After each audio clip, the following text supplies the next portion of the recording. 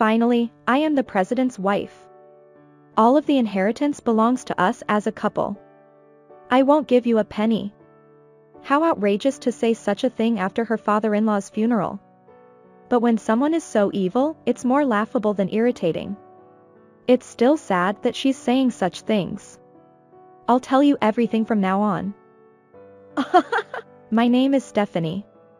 I'm 69 years old and have become addicted to watching ear cleaning videos on YouTube. Dirty? No, it's refreshing.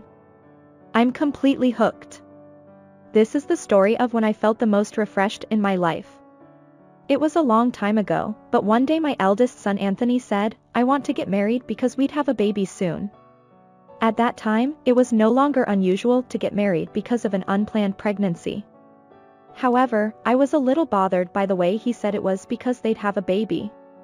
If he had said something like, "My girlfriend got pregnant and it's a good opportunity," I would have understood, but I couldn't help but wonder if they wouldn't have gotten married if she hadn't gotten pregnant. Well, maybe it's rude to take young people's words too seriously. We welcomed Layla, who later became our eldest son's wife, as a member of our family. We have been running a company for generations, and even though the company was small during the previous president's time, it has grown considerably under my husband's leadership. There was no particular agreement, but if things went smoothly, our son was expected to succeed him. Therefore, the qualifications of our son's wife are somewhat of a concern. However, Layla is short-tempered, loves money, and is selfish on top of that. She seemed to be hiding her true nature during the wedding greetings and ceremony, but her true nature became apparent every time she came home. I later learned that there was almost no dating period between her and my son, but she kept saying that she wanted to get married from the beginning. There was a sense of being after our money between us. Although it sounds bad to say that pregnancy was a planned crime, I can't help but think that she targeted my son. Layla boasted before giving birth that, "This child will be the future president of the company." Because of her, my grandson's name was King. It's an appropriate name for someone who aims to be at the top of management. However, it is also a name that we opposed as a family. But she didn't listen and named him King anyway. Everyone there felt sorry for my grandson and their hands shook when they held him. What? Why don't you divorce her and kick out such a wife? To be honest, my husband and I were considering that path just a little bit too. So even after my grandson was born, we secretly had my son and grandson undergo DNA testing just in case. It was undoubtedly my son's offspring. Then I hesitated whether or not to kick out this wife. Honestly, I was worried about whether Layla, who gave my grandson a strange name, could raise him properly or not. And since I thought he had our blood in him, he was still cute to me. As long as my son didn't say he wanted a divorce, we thought it would be better for us to turn a blind eye and watch over his wife and grandson's future instead of tearing apart the couple by force.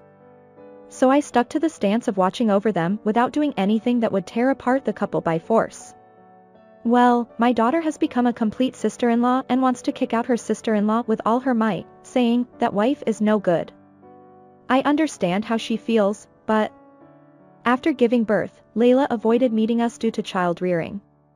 However, when my grandson turned 5 years old, my son, who had returned home alone, revealed the fact that if Layla is making King do extracurricular activities, she is providing him with education for the future such as swimming, kids dance, English, and a special cram school that makes his brain turn faster. My husband and I were at a loss because children should be raised freely. My son also seems to disagree with his wife's strict educational policy. However, he is also raising his first child and is not confident whether his sense is correct or not. As a result of discussions involving my daughter as well, we decided that my son would come home with the whole family at once and we would watch over them if it was too much to handle. Although she said it was troublesome to come home, my son somehow convinced her and they came to our house after a long time. In short, it was beyond our imagination. In a bad way. Does that mean you finally recognize my son as your successor? What? Everyone was dumbfounded by her opening remark about the successor when they met again. First of all, we didn't know who would be nominated if our son took over the company. We talked with my husband about leaving it to the next person who took over the company and told our daughter-in-law as well before. However, since the naming of my grandson was denied by us, she has a tendency to think that these people hate her and deny everything she says. In other words, she is in a state of doubting everything we say as being mean or lying because they hate me. Regarding the successor as well, she had a narrow view that we were going to exclude the child she gave birth to from being the successor no matter what she said. To be honest, anyone with business acumen and charisma who can be entrusted with the company would do. Although he was small, I didn't want to show my grandson dirty succession disputes among adults. My daughter said, "Shall we play together?" and tried to take my grandson outside when Layla slapped her hand and shouted, "This child is the future successor. Don't try to separate him from his parents. We are not kidnappers." My husband and I intervened by saying, "Isn't this a bit of an overreaction?" I thought it wouldn't be good to intervene too much since it was about the couple and their children, but since my daughter was unreasonably slapped, I wanted to say something. However, she started getting angry and said, "Can you confirm with me first if it's okay for me to play with King before taking him away?" She may have a point, but it wasn't the right atmosphere to bring that up. If she had said something like that, she would have definitely said, "This is important for this child's future, so I'll let him hear it as it is." That's not good. We don't want to tell her child about that. However, I couldn't say, "You would say this if this happened, right?" If she said, "I wouldn't say such a thing," it would be over.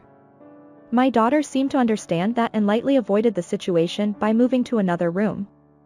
If my son's family is like this all the time, the atmosphere seems bad and I can't help but feel sorry for them. Layla took out a study drill from her bag and handed it to her son with an indifferent attitude. "King, it's study time." The drill contained elementary school 6th grade mathematics and easy French for 7-year-olds. My grandson is 5 years old. There's too much cramming education. Maybe she has a parent's heart that wants to extend his extraordinary intelligence, but I thought at least let him play freely when he comes home to his grandparents' house. I said, "Layla, can't you let King play a little?" Just for today, when I glanced at my grandson, he smiled for a moment at my words and showed a happy expression. He really wants to play. Seeing his cute way of being happy like a child made me smile too. When I asked him if he wanted to play too, King started jumping up and down on the spot saying yes. If I thought that this was something that wouldn't hurt my eyes even if I put it in them. Don't tempt King. I prioritize studying for this child's future. We didn't come here to play with him, so we're going home. She got angry and pulled her son's hand and walked briskly towards the entrance despite her husband trying to stop her. The future presidential candidate is important, but the next president is treated roughly. In the end, she left her husband behind and took only her son home. That night, I suggested to my drunken son that they get divorced, but he didn't want to because he was worried about whether he could get custody of his child since he was still young. If Layla becomes obsessed with King by saying that he has the blood of the president even after divorce, there is a high possibility of trouble even after divorce. If divorce doesn't change anything either way, isn't it better for the family to be together for the child? I told him that if they became a fake couple, their child would suffer, but my son said he would try his best and was looking for ways to make their married life work somehow. It's a difficult problem, so we can't recommend them to divorce by force. Although they separated immediately after marriage due to her husband's debt problem, we also know couples who have repaired their relationship. The form of marriage varies from person to person. In the end, after this day, we became estranged from Layla again and my son worked hard to repair his relationship with his wife. After that, my son and his wife had their second child, Sally. We haven't met Layla yet, so our relationship is still the same, but it seems that the relationship with my son has improved a lot. My son also said, "We have children and we got married, so we want to face it properly and make a good family." Although he once considered divorce, if it works out, there is nothing better. Marriage has its ups and downs, so it feels like they're starting from here? That's what I thought, but... After the second child was born, Layla contacted us again about the issue of the heir.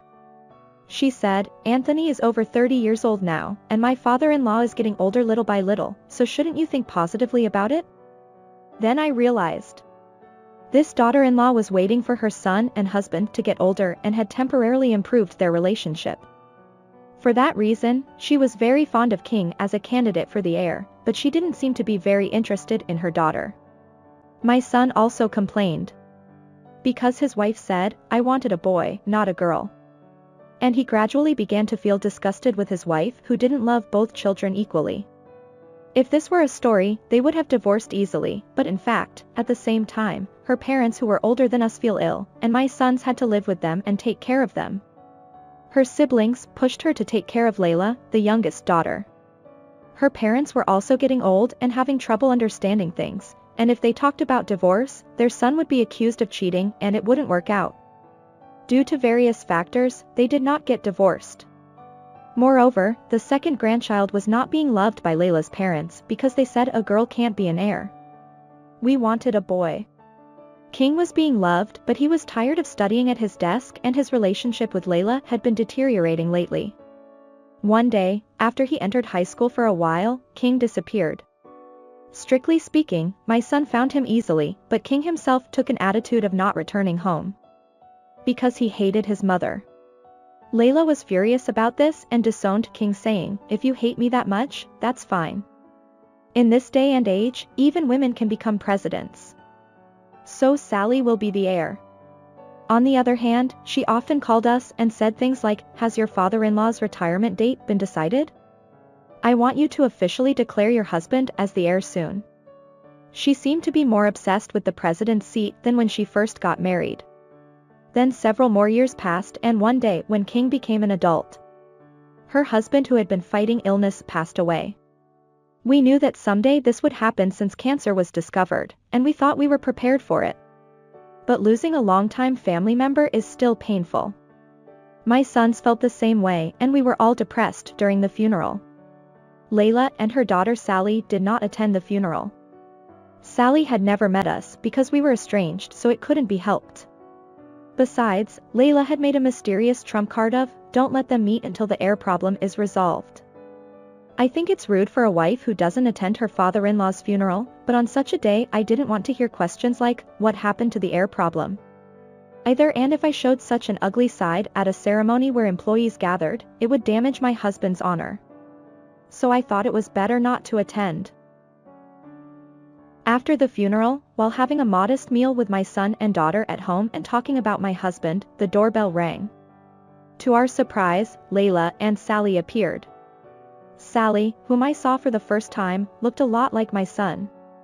When I opened the door, Layla said with a smile, "The funeral is over, right?" I thought it would be rude not to come, so I came and greeted. "It's not necessary," I replied. Although I thought it was rude to have such an attitude towards someone who came to greet us, I felt that it was worse not to come to the funeral. Above all, I just wanted to mourn my husband's death. Considering Layla's previous remarks, it was understandable that we didn't want to see her today. However, she answered greedily, "I can't let you do that," and forced her way into the house. Sally looked at her with a troubled expression. "Wait a minute," I shouted, but she ignored me and headed for the bedroom. As soon as she saw my husband's photo, she laughed and said, "Finally." "What?"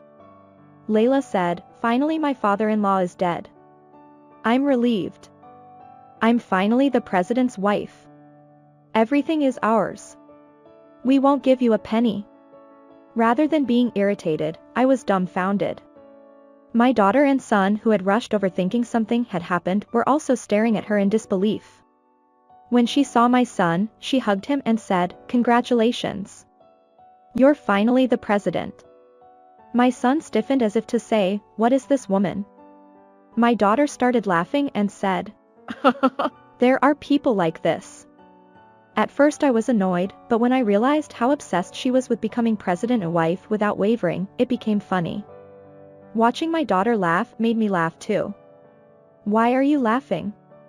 Layla looked at us suspiciously. "Because, you still think my brother is the heir," my daughter said. "Huh? But he is the eldest son." Layla was taken aback. Then my son cut in and said, "After Dad found out he was sick, I told him I wouldn't be his successor. There's even a document." After hearing my son's confession, Layla exclaimed, "What? Why did you do that?" My son replied, if I became the successor, you would run wild like you are now. Besides, there were other suitable candidates. Layla asked, suitable candidates? My son replied, yeah. For a while, my sister and mother will become the president and vice president. Layla said, why are your mother and sister who didn't even work at that company suitable candidates? You also received a position and worked hard. My son replied, that's why. Wait a minute.